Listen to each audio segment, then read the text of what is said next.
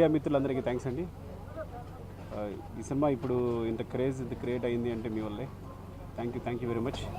అందుకే first of all మీ అందరికీ set చూపిద్దామని ఎప్పటి నుంచో అనుకున్నాం. మీరు సెట్ చూసుంటారు.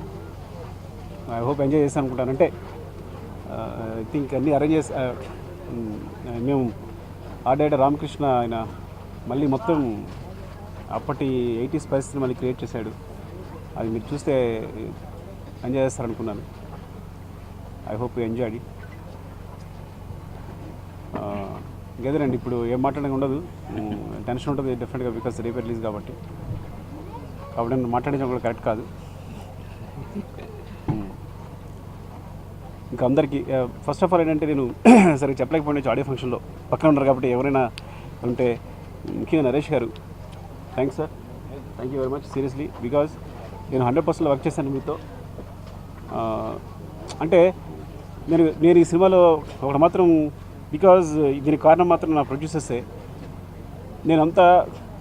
నేను ఆర్టిస్ట్ చూస్ చేసినప్పుడు మీరు ఎక్కడ కాంప్రమైజ్ కాకండి, మంచి ఆర్టిస్ట్ ఉండాలి, పెద్ద ఆర్టిస్ట్ ఉండాలి, మనకి అంటే బిగ్ కాస్టింగ్ ఉండాలి, అందరూ పెద్ద ఆర్టిస్ట్ ఉండాలని చెప్పి నన్ను పుష్ చేశారు. ఆ పుష్ చేయడం వల్ల నాకు మంచి జరిగింది ఏంటంటే ఈ సినిమాలో అందరూ మంచి ఆర్టిస్టులు అయ్యారు. అలా అవడం వల్ల ఆ క్యారెక్టర్స్ నుంచి కూడా అందంగా ఇట్స్ లైక్ ఈ సినిమా ఇంత అందంగా రావడానికి అంటే నేను ఫీల్ అయినట్టు, రేపు పొద్దున్న మీరు అది ఫీల్ అయితే హ్యాపీ ఫీల్ అవుతాను. So thanks to my producers Naveen గారు, రవి గారు, మోహన్ గారు, థ్యాంక్ యూ అండి.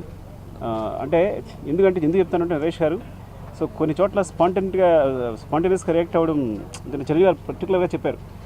భలే చేశారు నరేష్ గారు, తను భలేసాడు ఆయన నా సీన్లో అని. అంటే అంత స్పాంటేనియస్ రియాక్ట్ అవ్వడం, మంచి ఆర్టిస్టులు అయితే డెఫినెట్గా ఒక మంచి కంటెంట్ దొరికినప్పుడు వాళ్ళే రియాక్ట్ అయిపోతారు, మనం చేయాల్సిన పనే ఉండదు. అదే నా బరువు తగ్గింది. అలాగే రోహిణి గారు ముఖ్యంగా దేవిశ్రీప్రసాద్ అడిగాడు అంటే ఈ క్యారెక్టర్కి ఎందుకు తీసుకురారని ముందు అనుకున్నాను నేను. కరెక్ట్గా ఒక సీన్లో వాడి పర్ఫార్మెన్స్ చూసి దిస్ ఈజ్ సో ఇందుకు ఆవిడకి ఈ క్యారెక్టర్కి ఆవిడ యాప్ట్, ఈ రోల్కి ఆవిడ యాప్ట్ అని అన్నాడుతాను. సో థ్యాంక్స్ టు రోహిణి గారు.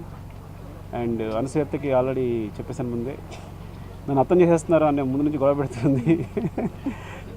సో కానీ బాగా కవర్ చేసా కాదు నేను. సో రంగమత్తగా తను ఈ సమయంలో డెఫినెట్గా ఆలోచిస్తుంది మిమ్మల్ని అందరినీ. అంటే ఇంత మించి ఎక్కువ చెప్పకూడదు, బికాస్ శేషు గారు ఆయన ఇంపార్టెంట్ రోల్. శత్రు వెరీ ఇంపార్టెంట్ రోల్. అంటే ఎంత సహజంగా ఉంటాడంటే శత్రు చాలా సహజంగా ఉంటాడు ఈ సినిమాలో, చాలా న్యాచురల్గా ఎఫర్ట్లెస్గా చేస్తుంటాడు ఈ సినిమాలో.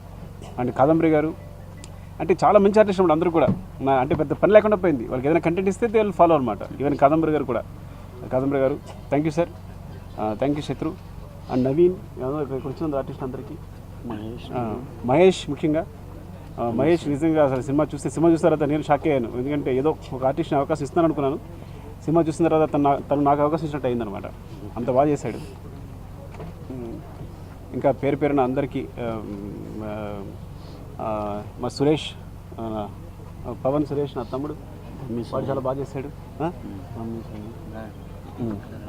పేరున నీ పేరు ఎప్పుడు సరిగ్గా పలకను నేను. యానీ షీజ్ యాక్చువల్గా తన సిస్టర్, బ్రదర్స్ ఇద్దరికి. సో చాలా బాగా చేసింది తను కూడా. I think enjoy the show. ఇంతకన్నా ఎక్కువ మాట్లాడలేను నేను. if you really enjoy the show, then definitely will మనం మీట్ అవుదాం, కలుద్దాం, మాట్లాడదాం. అండ్ ముఖ్యంగా ఇక్కడ ఆర్ట్ డిపార్ట్మెంట్ అది చెప్పాలి. ఆ స్పాట్లో ఏదో ఐడియా వస్తుంది, ఇది కావాలంటాను, పరిగెడుతుంటారు. అంటే టైంకి అరేంజ్ చేయాలి, అంటే ముందే కొంచెం ప్రీప్లాన్ ఉంటే కానీ అనుకోకుండా ఏదో ఐడియా వస్తే వాళ్ళు టప్నప్పని అరేంజ్ చేయాలి, చేసుకోవాలి. వాళ్ళు స్పాంటేనియస్గా రియాక్ట్ అయ్యారు. ముఖ్యంగా మిగతా ఆర్టిస్టెంట్స్ యొక్క పాండు తను తెలియదు నాకు, తన ఒక్క పేరు తెలుసు, మిగతా పేరు తెలియదు. కానీ మధు చెప్పాను, Madhu Kiran. Thanks to Pandu, Kiran, Madhu, thanks అండి. అలాగే నా డిపార్ట్మెంట్ ముఖ్యంగా అంటే వేరే కరెక్ట్ సందర్భం చూసి చెప్దాం అనుకుంటున్నాను.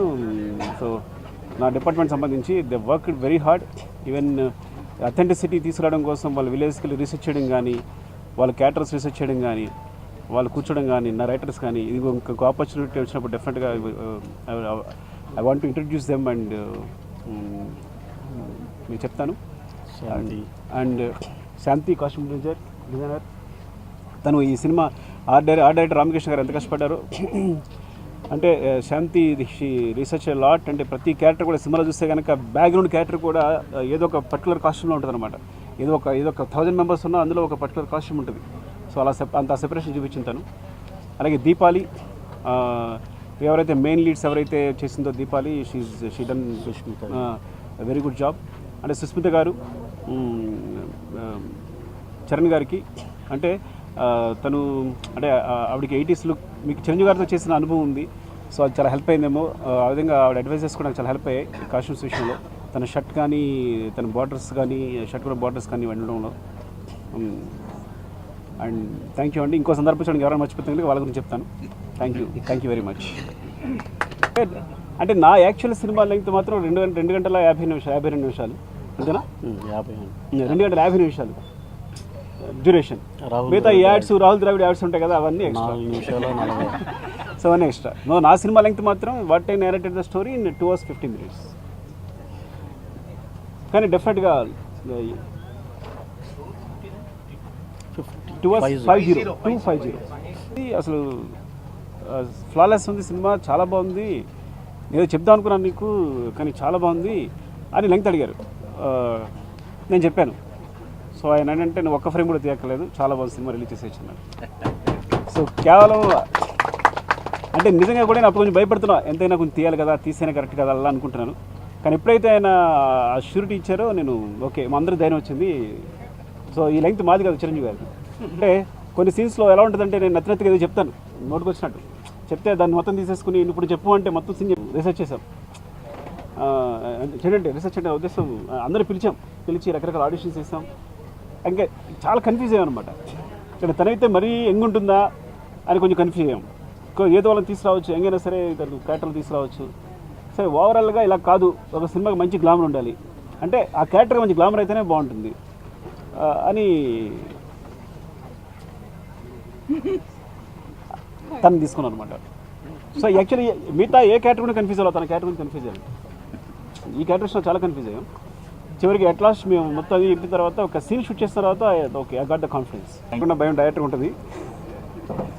మీరందరూ అంటే వాట్ ఎవర్ యూ ఫీల్, ఇప్పుడు మా మాటలు ఉండొచ్చు, ఏదైనా ఉండొచ్చు, మా ఎగ్జైట్మెంట్ ఉండొచ్చు, రేపటి కోసం మా టెన్షన్ ఉండొచ్చు, ఏదైనా ఉండొచ్చు.